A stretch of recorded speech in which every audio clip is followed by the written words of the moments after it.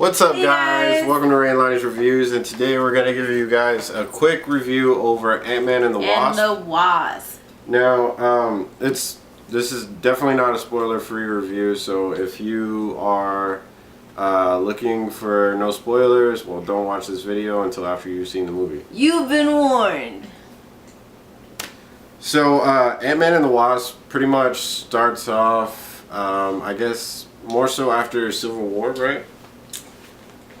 Yeah, well, he's in house arrest, right? Yeah, so it starts right after Civil War. And basically it's Ant-Man. He doesn't have his suit, so he's not really doing much but staying in his house because, you know, he's on house arrest. He builds this awesome, like, slide, I guess, or like this maze. Kind of like Indiana Jones type, right? Yeah. Yeah, like in this maze, all out of cardboard boxes, and he's going through it with his daughter, and there's like this super cool, like, huge slide that goes out of the house from upstairs, right? Yeah. And then goes downstairs, and then just like, whew, and they're just sliding. It's so dope. Yeah. I guess on house arrest, that's like.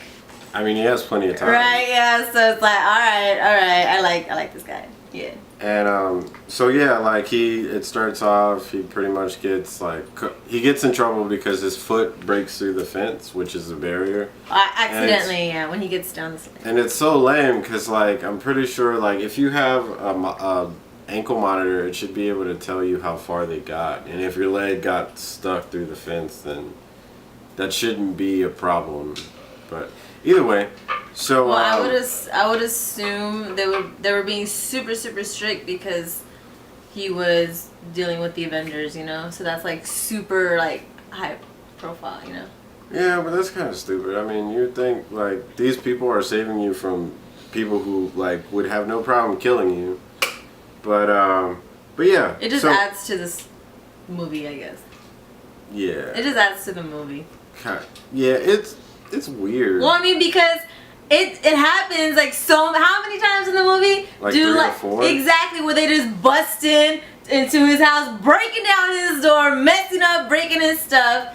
Like, just because, like, we think that you're doing this, or one little thing goes off, so they're bringing the whole damn SWAT team for any little thing, and it's like, dude, come on, like. Yeah, it was pretty fucked up. Yeah.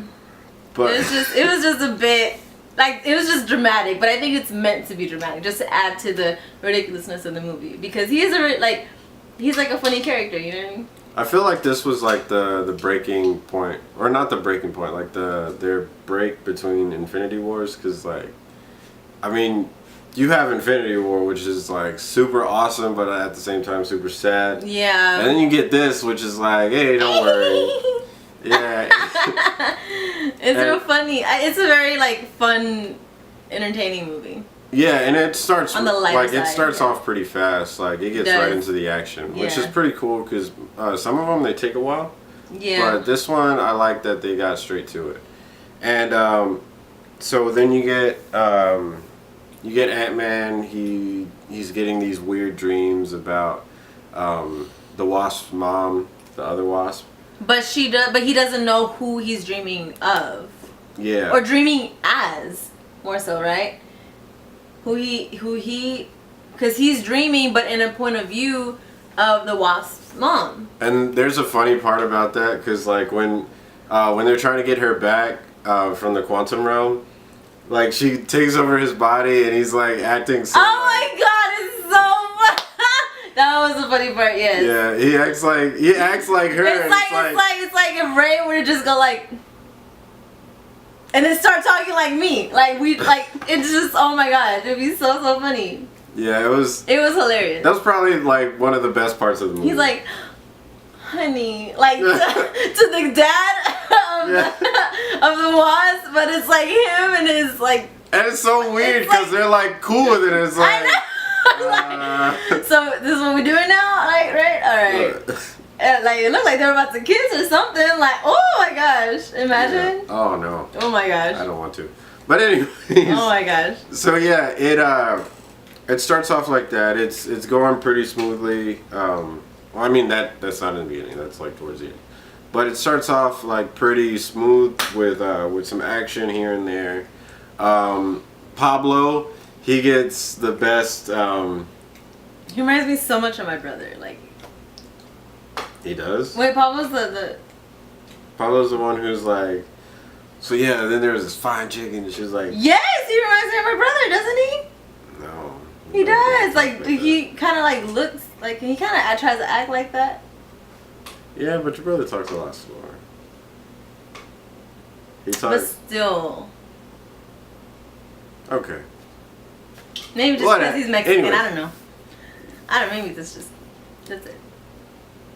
You said it. Anyways, so yeah, the movie has like a lot of ups and downs. There's some parts that I'm just like, I don't know like how I feel about it. Well, how did you feel of the villain? The ghost. I felt like there really wasn't even a villain, and at the same time, I felt like that too. at the same time, I feel like the good guys were kind of the villain. Because honestly, if they would have just stopped and fucking talked it out, they could have come up with something to There where wouldn't like, have been a it would've movie. worked. But it's so stupid. She's like, he told her, like Lawrence Fishburne. He tells her, he's like, you might have weeks, and To live. To yeah, live. and then she turns it into, I have days, and it's like, how do you know? Like, when did it? Maybe like an hour pass. Like, how did it turn into days? Like, Well, I mean, I guess like I would be scared shitless too if I found Yeah, out but- I had just a couple weeks. I know. I mean, I caught that too. She's like, I only have days left, but she's not seeing it as weeks. She's seeing it as days. Like, you know, like assume it's like 3 weeks or 2 weeks, right? That's 14 days. You know that. So she's seeing it as like, oh my gosh, like. either way, I felt like it was a little like it didn't make sense. But they're really like they could have just sat down and talked these things out. The only true villain in this movie is the guy Walton Goggins' character. Yeah, The he's one- like the black market salesman, right? Yeah, and there are some theories that people were saying that his big seller or buyer is probably Norman Osborn, which would be cool because I think they're gonna put the Green Goblin. Yeah. Okay. Yeah, I think they're gonna put the Green Goblin in one of the Spider-Man movies sooner or later. Like he always shows up, but That'd be cool. yeah, the villain. There really was no villain. Yeah, because in case you haven't seen the movie but you're still watching the spoiler review, Ghost, who that's the name of the villain that they gave her, she was actually raised. Well, she had like an accident, of course, and then she got like mutant powers and stuff like that. So her power, like, how would you explain her ability? Well, I guess you could say the mutant powers, but she got hit by rays from the quantum realm, which pretty much split her atoms apart and then stitched them back together. But basically, she's walking in all dimensions at the same time. That's why she's able to phase in and out. And walk through walls, and that's why you see that effect on when the camera, like you see her like she fades in and out in different. A quick Easter egg. A quick Easter egg is that her dad is Egghead, which is one of I think either Antman or Iron Man's villains. Is one of those goofy like 70s, 80s characters. But yeah, like, I don't know. you wouldn't know about him. That's cool, I guess. Anyways, so then yeah, her parents die in the accident, but she survives and she develops these abilities, and that's like her. So but apparently it's like super painful for her. Like she's constantly being, every single cell in her body being ripped apart and then being like brought back together, and that's her phasing in and out. And then I guess do you know the name of the corporation that took her in and trained her as like to use her as a weapon? I want to say Shield, but I'm not so sure. One But of those either way. organizations. So, and they promised her like, oh, we're gonna fix you, we're gonna heal you, because it hurts her obviously. But no, they lied. They trained her to be a weapon and go kill people on their hit list or whatever. And so now she's older now, and she's like, oh, like, you know, I really want to find a cure, and that's who the black guy, what's his name? Who adopts her, basically? Lawrence Fishburne. He's the Goliath in this movie. He never turns, but like I was kind of hoping that would happen at least. In the comics, he does. Yeah, he's like turns bad. No, he's a superhero. Oh, really? Yeah, he was Goliath, and Ant-Man was Ant-Man. Oh. Yeah. Okay, why did I know that? But yeah, like they hate each other. They like broke apart after, I think there was something about some experiment they didn't like see eye to eye. Well, no, so he not fired Ant-Man. The dad of Ant-Man's girlfriend. But he's the original Ant-Man. Yeah, that's Ant-Man. Oh, so the dude in the beginning, he's not Ant-Man? I thought he's today's Ant-Man now. He's Ant-Man as well. There's two Ant-Man. Oh, then the original. You're talking about the original Ant-Man then? Yeah. Okay. They they don't see eye to eye on some experiment.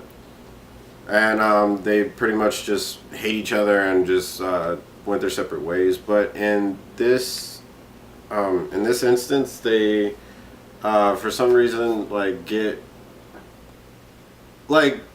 Goliath, the black guy. He's not necessarily as upset with Hank Pym as much as Hank Pym is with him, which doesn't make sense because he didn't do anything to him. I don't know. Creative differences, I guess, or scientific differences. I don't know. But anyway, so yeah. So then Ghost Goliath adopts Ghost, and Goliath, or this is, okay. He tries to. He's like, he's trying to fix her. Yeah. Trying to find a way to fix her. And she's like, "You're taking too long." It's like, well, this shit ain't just gonna happen overnight. Like, I mean, yeah, he's like super brilliant, but still, this is like super intense science that they're trying to build in secret, mind you. So like resources are limited in itself for it being secret, and just him by himself. So.